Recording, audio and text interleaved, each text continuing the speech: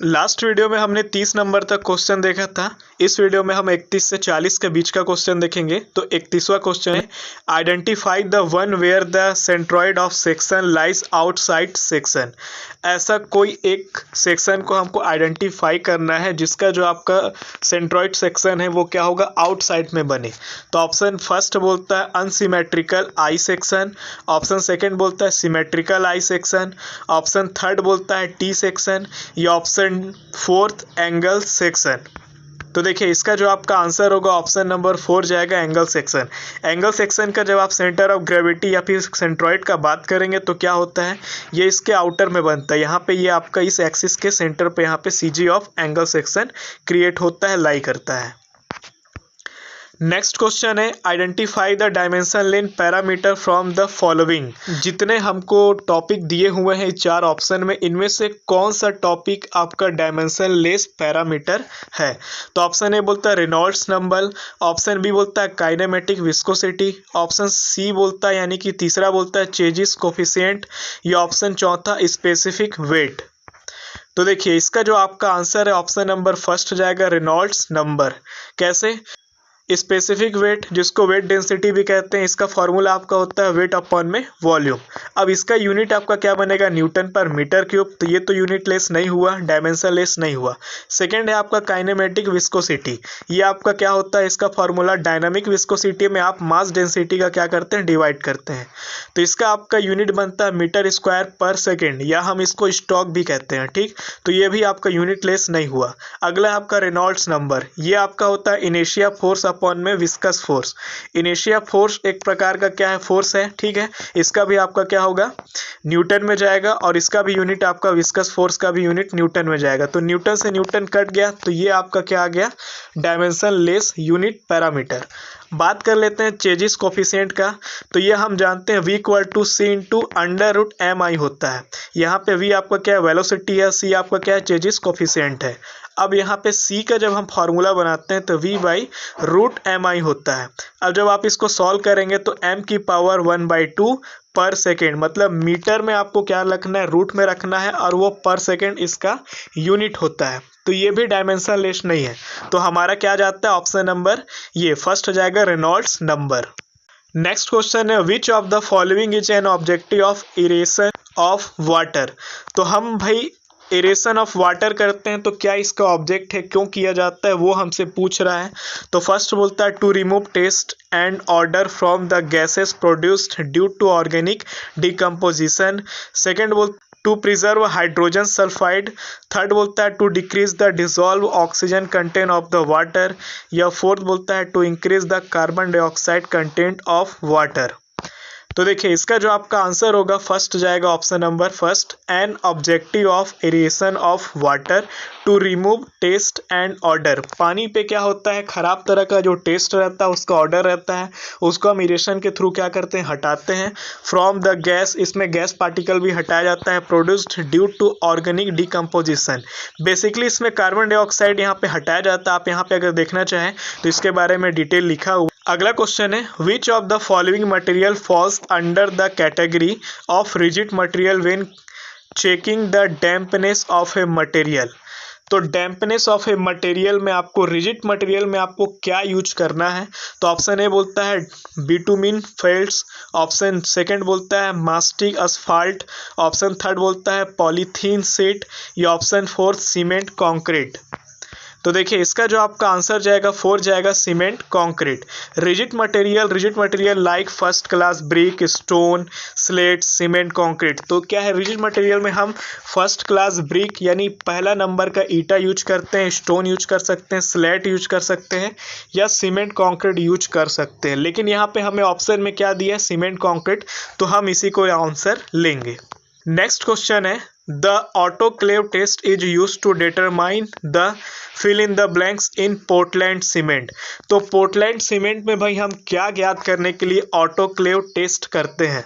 तो option first बोलता है एक्सपांसन ज्ञात करते हैं, ऑप्शन सेकंड बोलता है रेट ऑफ हाइड्रेशन ज्ञात करते हैं, ऑप्शन थर्ड बोलता है कैल्शियम कंटेंट ज्ञात करते हैं, या ऑप्शन फोर्थ सल्फर कंटेंट ज्ञात करते हैं। तो देखिए इसका जो आपका आंसर होगा ऑप्शन नंबर फर्स्ट हो जाएगा एक्सपांसन। ठीक है, साउंडनेस ऑफ सीमेंट में be determine determine by two method, दो मेथड से हम साउंडनेस करते हैं, नेमली ली चार्टेलियर मेथड और सेकेंड है आपका ऑटोक्लेव मेथड।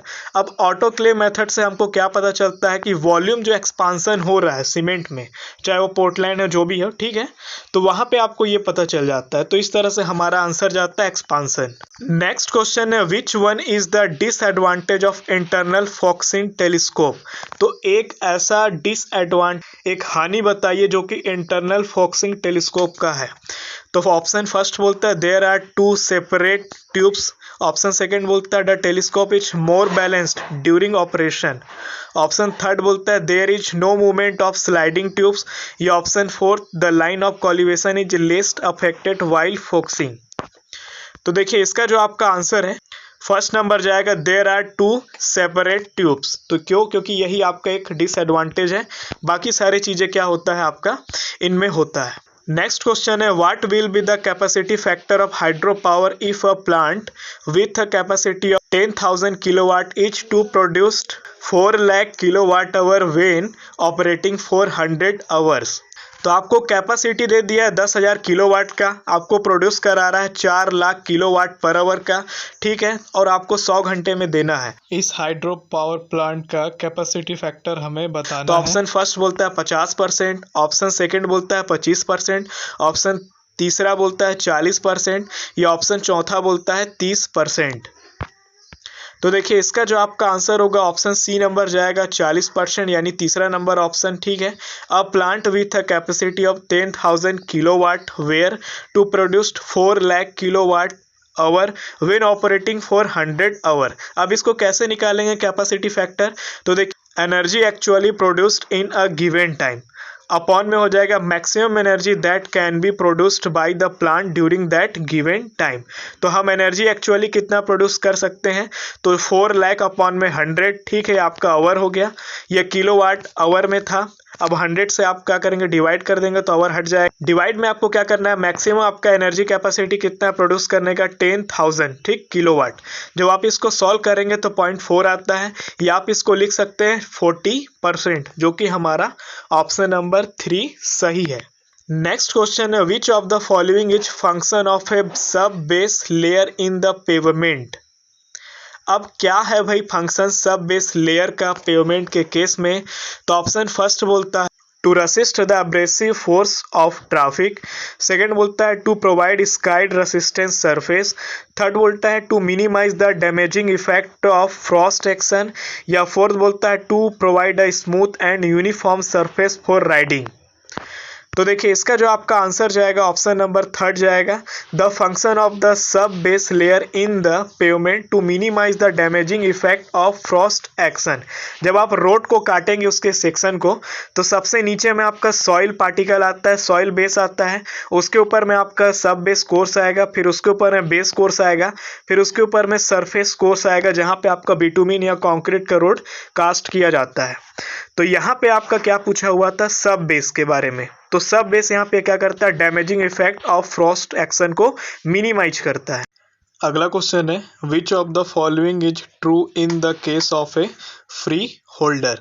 फ्री होल्डर के केस में क्या सही है? फ्री होल्डर का मतलब होता है भूमि का जो पूर्ण रूप से स्वामी होता है। फर्स्ट नंबर ऑप्शन बोलता है a free holder requires to pay periodic payment regularly to hold the position of the property.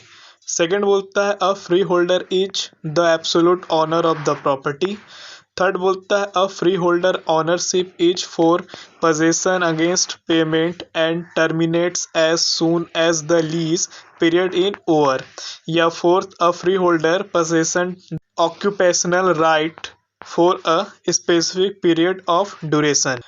तो देखिए इसका जो आपका आंसर होगा सेकेंड नंबर ऑप्शन जाएगा true in the case of a free holder a free holder is the absolute owner of the property. क्यों? क्योंकि free holder भूमि का पूर्ण रूप से स्वामी होता है। नेक्स्ट क्वेश्चन है in estimation and valuation the charges that are levied at the time of transfer or issue of the stock in addition to the book value and storage charges are termed as.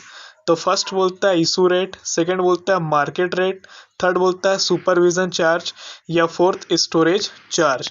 देखिए estimation and valuation में book value जो होता है और storage charge के अलावा क्या होता है, स्टॉक के ट्रांसफर या इशू के समय में जो लगने वाला शुल्क होता है वो आपका इशू रेट कहलाता है।